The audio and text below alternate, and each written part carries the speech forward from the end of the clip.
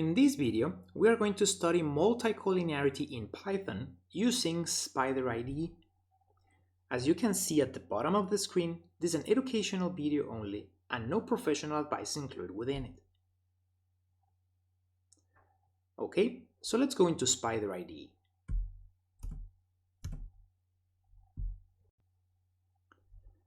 So the first step within the video is we need to import the corresponding packages. Therefore, we're going to comment this as step 1, packages. And we're going to import NumPy as MP. We'll be using NumPy for the calculation of the inverted correlation matrix. Then we're going to import pandas as PD. We'll be using pandas for data frames.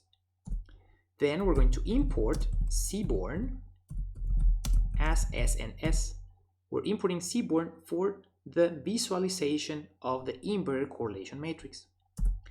And last, we're going to import statsModels.api as SM. We're importing that feature from statsModels for data downloading. To run these code lines, we go ahead, select them, and we either click Run Selection or F9 on the keyboard. Then we continue with step number 2, which is data. For this, we're going to create an object named housePrices_object, which is equal to SM feature from statsModels dot datasets dot get underscore r dataset, and we open parentheses. And the first parameter, which is data name, equals to house prices within quotations, comma, enter on the keyboard, package equals to, and within quotations as well, AER, comma, cache equals to true. So what we're doing here is we're downloading house prices object from our package AER, and with cache equals to true means that we download the data locally and save it locally, so we don't need to download it again every time we run the code. Notice that this downloads data and documentation. Therefore, we're going to create a new object named housePrices, which only includes data.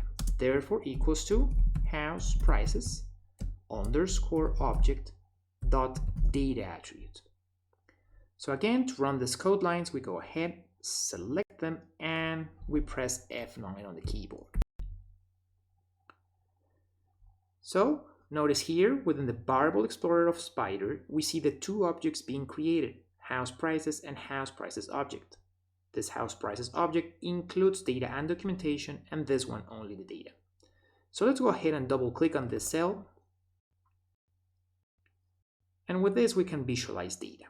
In this video, we're only going to focus on the columns of price, lot size, bedrooms, bathrooms, and stories.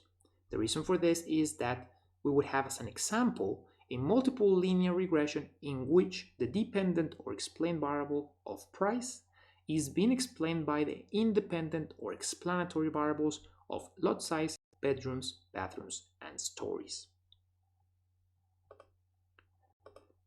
If you want to read the full documentation of this data, you can do so with the following code line, which is print, and from housePrices_object, we get its dot to underscores doc to underscores attribute, and at any part of that code line, we press F9 on the keyboard.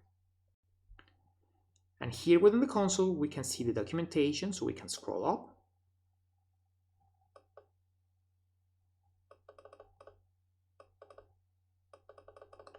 And there we have house prices are documentation. So now that we have the data ready, we continue with step number 3, which is variables. Multicollinearity is tested only on the independent or explanatory variables of the model. Therefore, we're going to create a new object named IVAR for independent variables, which is equal to, and from house prices object, we're going to get with .iloc, meaning integer location, we're going to select all the rows from columns 1 to 5 with Python notation. It will be from the second to the fifth column, and What we do next is we run that code line with F9 on the keyboard. And notice that this created an IVAR object also within the Variable Explorer. And again, if we want to visualize the data, we see only the columns with the independent or explanatory variables of lot size, bedrooms, bathrooms, and stories. So now that we have the variables data ready, we can continue with step number 4, which is multicollinearity. And we are going to test it.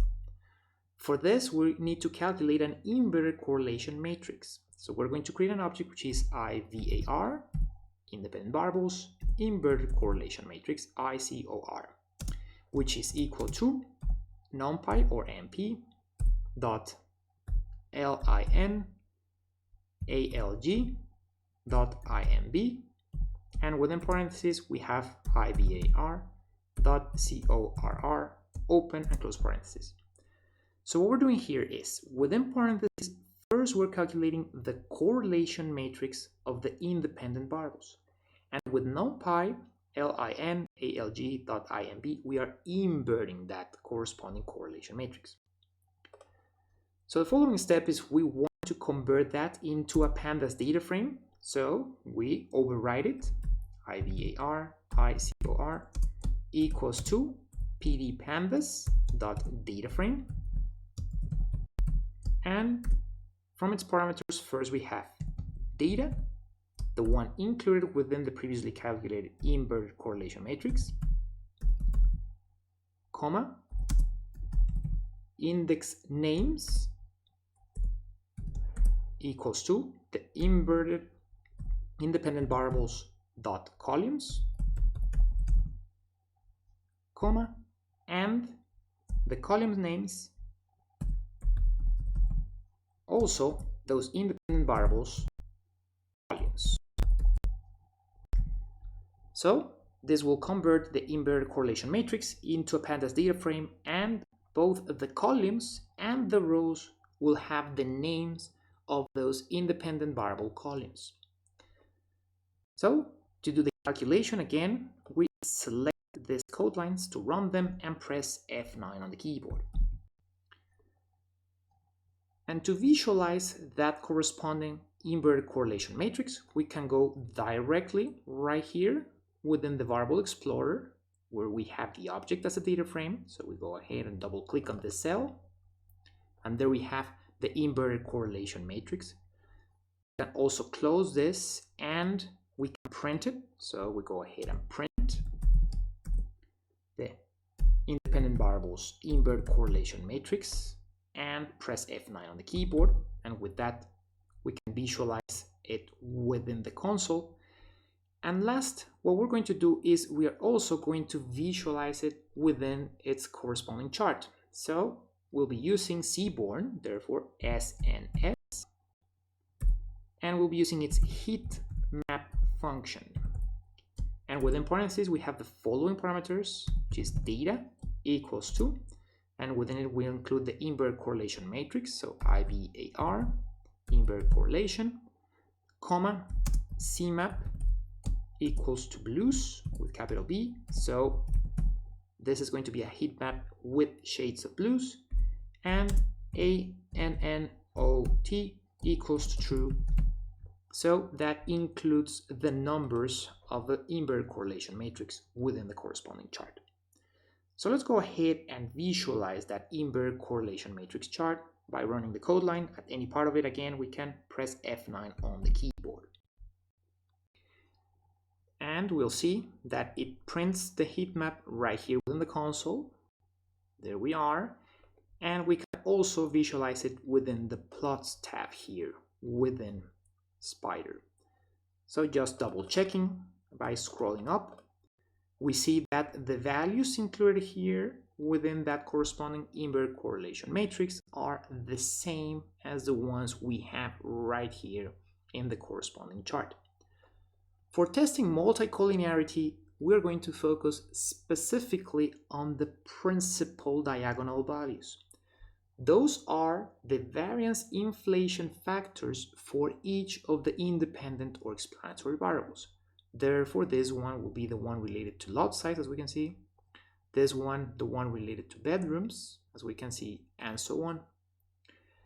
If those principal diagonal values are between 5 and 10, then the corresponding independent or explanatory variable might be highly correlated. And if the value of that principal diagonal is greater than 10, then the corresponding independent or explanatory variable is highly correlated. So with this, we finish the code. So we can go ahead and save it. And with this, we finish this video. Thank you for watching.